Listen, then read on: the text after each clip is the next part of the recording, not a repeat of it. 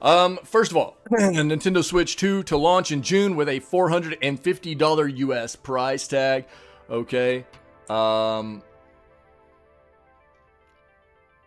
We were being told it was going to be somewhere closer to 400, but 450 is looking like that's where it's going to be. Switch 2 offers a bigger screen and mouse functionality with the Joy-Cons now. Games include Mario Kart World, and shares fall 3% following the announcement. Switch 2 offers a bigger screen, mouse controls, and a chat function available via a dedicated button on the controller called the C button. The device will retail for $450 in the US and almost 50,000 yen in Japan, which is closer to $335 US. The new device, quote, is a more premium, ambitious platform with broader software and ecosystem depth than expected. Jefferies analyst Atul Goyal wrote in a client note. Is it? I think it is in many ways an evolution as a platform entirety, you know, and what it's offering. And it's a much better, it's being addressed much better by Nintendo for its fan base and consumers for the transition over from the previous gen into the next gen than what Nintendo has ever done before, which is great. But again, what I said before in my initial reaction to this hardware is, why is there an LCD screen in it when the Switch 1 had a OLED screen update years ago? And why is there only 256 gigs of hard drive space when double that is really negligible in price, especially for a big giant hardware manufacturer like Nintendo on a contract, especially even for a consumer standpoint, for us to grab solid state drives, M.2 drives, going from a 256 gig to a 500 gig hard drive is really negligible in price. So Nintendo not putting at least a double the hard drive space they did in their system for the Switch 2, along with not an OLED screen in there to begin with, tells me one thing, which is they're baiting consumers into buying another one in a couple of years with a tech refresh, when they could have just come out with better now. So that feels bad. There are some good things happening with it, but backwards compatibility is huge. OA bullying small indie studios like Nintendo. Right. I forgot that, they need all that extra money to take on those big giant companies like Pocket Pair and the whole Pal World situation.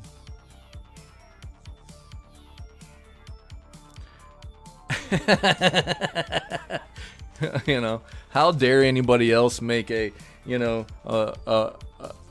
monster capturing game? How dare?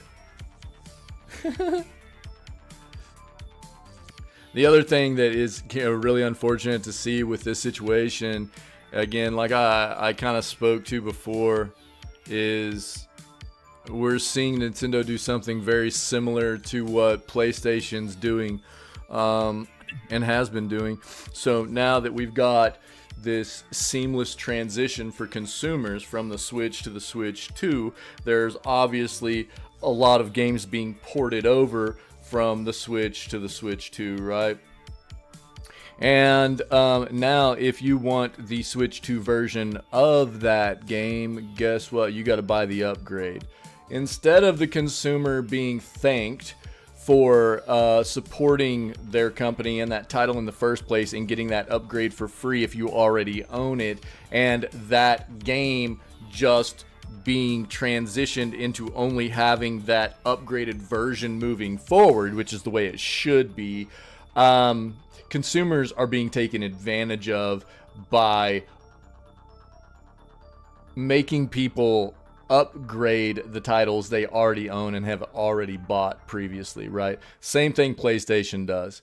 And it's really, really disgusting that this happens to us as consumers, It feels disgusting to watch this happen, and I will never be on board with this. It feels absolutely disgusting that games will come out on a platform, released as a new product, you buy it, you support it, and then it gets re-released or upgraded to the new platform that releases years later, and you are not given the upgraded version as a thank you for supporting the game in the first place, and that game is not just turned into that upgraded version for anybody that wants to buy it in the future moving forward.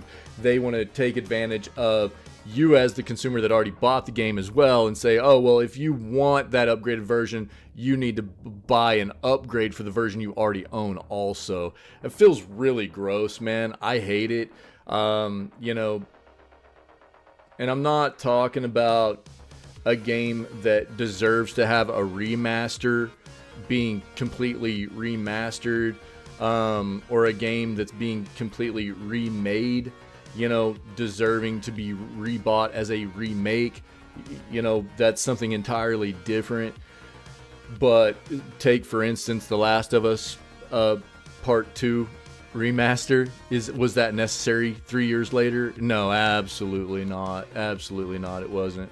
But yeah, here we are. Yeah. And Nintendo is now doing the same thing, because if you want the Switch 2 version of the game that you bought and already owned for the original Switch, then prepare to pay $10, $15, $20 for to have your version upgraded, which is just asinine. It just doesn't make any sense. So all the Switch 2 launch games coming day one. Not just Mario Kart World, but Mario Kart World was the big initial showcase. It does look dope. It's more of an open world concept now. It does have a pretty nice dynamic incorporated for playing with friends and stuff, where you're just kind of cruising around together if that's what you want to do, things of that nature. I will say the new Sonic racing game looks really cool too, though, and it'll be interesting to see how these two competitors stack up with one another. We're going to talk about this game as well, the Nintendo Switch 2 Welcome Tour, which is a educational game that teaches you about their new hardware that you pay for. You pay to play a game to learn about their new hardware. It should have been free. Quite asinine to make people pay for something like this, Nintendo, Jesus Christ. But we've got that coming up next. We'll talk about that. We're going to find out how much that's going to cost. Street Fighter 6, Cyberpunk, and Split Fiction. So obviously there are Switch 2 editions of the Breath of the Wild and Tears of the Kingdom games. Again, you can buy upgrades for those, right? All of the Switch 2 games confirmed for launch: Arcade Archives 2 Ridge Racer, Bravely Default Flying Fairy HD Remaster, Civilization 7 Nintendo Switch 2 Edition, Cyberpunk 2077 Ultimate Edition.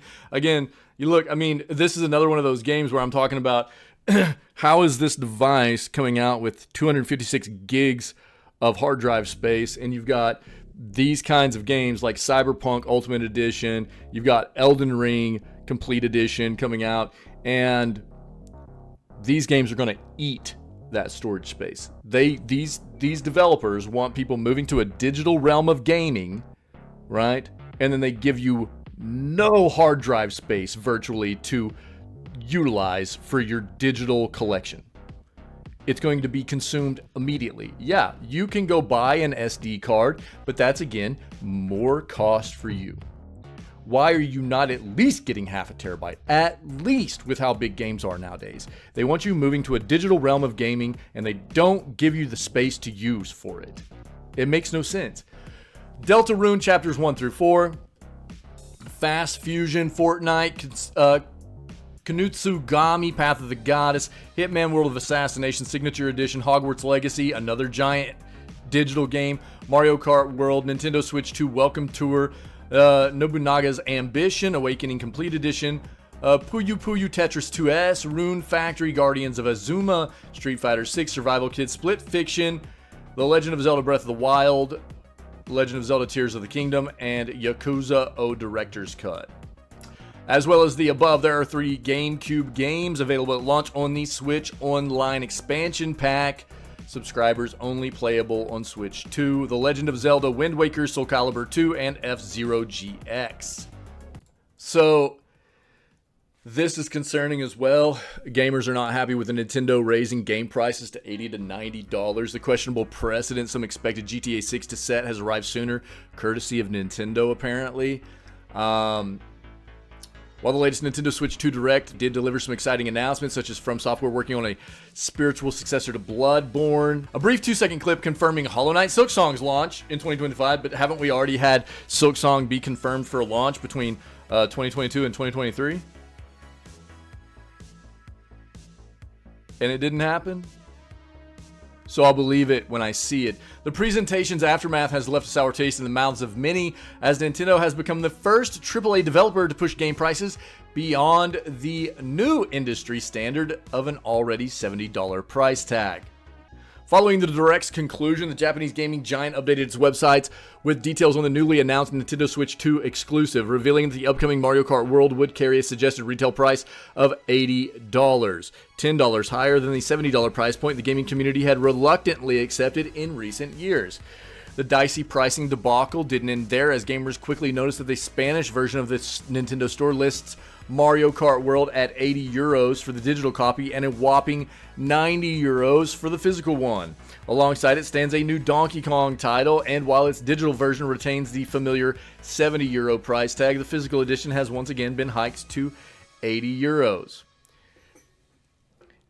Again, this looks like something to entice people to move to a more digital front of gaming, but they're not giving you still the storage space you need by default on these devices to store everything. Yeah, you have everything in your library, right? So you can install and delete as needed, but still, if you have Cyberpunk and Elden Ring on your Switch 2, your hard drive's gone. Coupled with a revealed MSRP from the US page, it's fair to assume that the prices won't be adjusted for currency rates, and Nintendo's new games will indeed cost $80 to $90 in the US, setting a questionable precedent as the first AAA titles, and Nintendo as the first AAA studio to break past the $70 price point for standard editions. As you've probably guessed by now, the news about the price hikes outshone everything revealed during the presentation, including Silksong, with forums and social media drowning in thousands of comments from gamers expressing their displeasure with the new prices. For most, the main grievance wasn't just the price themselves, which naturally makes games less affordable for many, but the precedent they set exactly, echoing concerns that GTA 6 could introduce a $100 standard price, and that other AAA developers might follow suit without delivering a significant boost in quality. Many in the community criticized Nintendo, not only for raising their prices, but also for potentially setting an example that encourages other studios to do the same. And that's the problem, right? That's the problem. You've got one studio that has a very unique IP, very unique title in its hands, that can get away with setting a above AAA standard price tag. And the precedent it sets to these other companies is that, oh, well, we can do that too because we're a AAA company. But what's going to happen is their title is not as unique, not even close actually. And so they're going to start setting their prices, and a lot of these companies have lost their way as far as how to create video games anyways. They've become companies that create very mediocre titles now, and they're already losing sales. And now what they're going to do is they're going to set a higher price tag, and that's going to result in even less sales. And we as consumers are going to continue to get gaslit as being the problem, when it's just more of them pushing the wrong way as companies in the industry. Just ridiculous. Speaking of boosting quality, some have also pointed out that if it had been GTA 6, the most anticipated video game on the market and possibly in the history of the medium, to be the first to break past the $70 ceiling, it would still be frustrating, but at least somewhat understandable. Exactly. Instead, the precedent was set by yet another Mario Kart game, one that while sure to sell millions and earn glowing reviews from gaming journalists, is unlikely to stand out among its predecessors or be a game people will talk about over a decade, something many believe GTA 6 will easily achieve.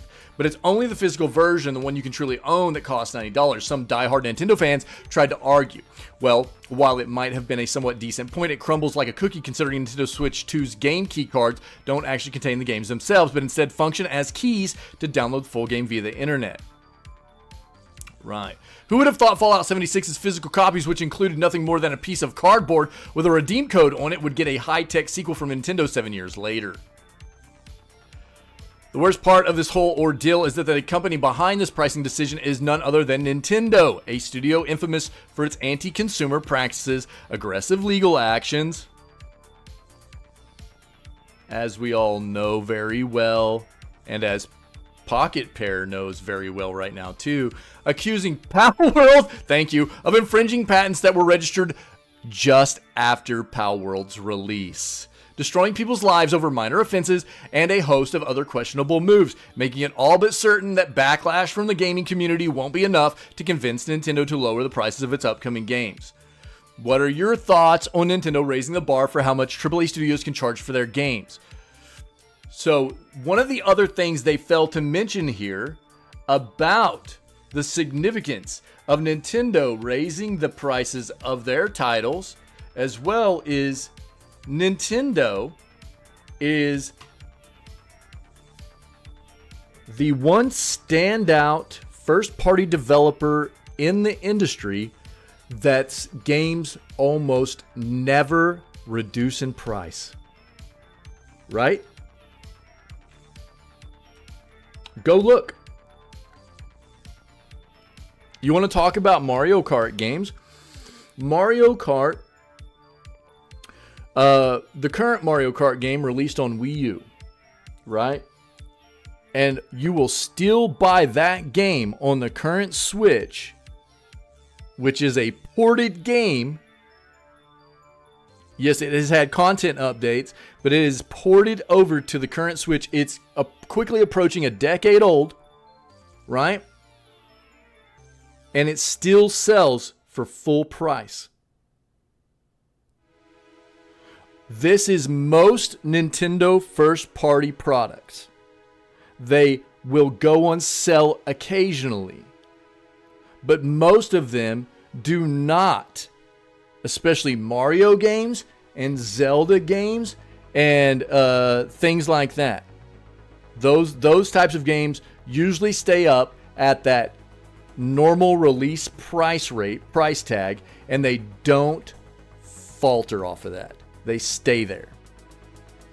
This is also quite disgusting. The welcome tour price has been revealed. They're even charging people to learn about their new hardware. Switch 2's welcome tour will include tech demos and mini games. The game, which was announced during Wednesday's Nintendo Direct, Switch 2 Direct, will essentially act as a digital manual for the system, which will let players explore the Switch 2's functionality via minigames while explaining in detail how everything works. While it was announced during the broadcast that the game would be a paid experience, Nintendo has yet to confirm the price for the title except for in Japan. The official Japanese website for Nintendo Switch 2 Welcome Tour lists the game at a price of 990 yen, which at the time of writing converts to around just over $6 US. While the exact price has yet to be confirmed in North America, Europe, or the UK, this should at least give a ballpark figure of what price to expect in those regions. I don't even care if it's a low price point. It just feels so stupid. Switch 2 Welcome Tour will feature additional minigames and tech demos for players that own the Switch 2 camera or 4K TV. The game will launch alongside the console this June.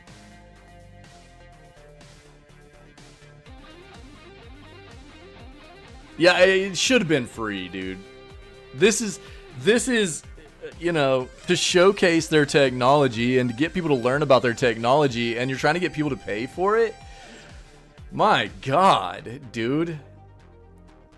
You know, they gotta support the all the lawsuits and patents they gotta put out, try to prevent people from making you know, monster capturing games, I guess.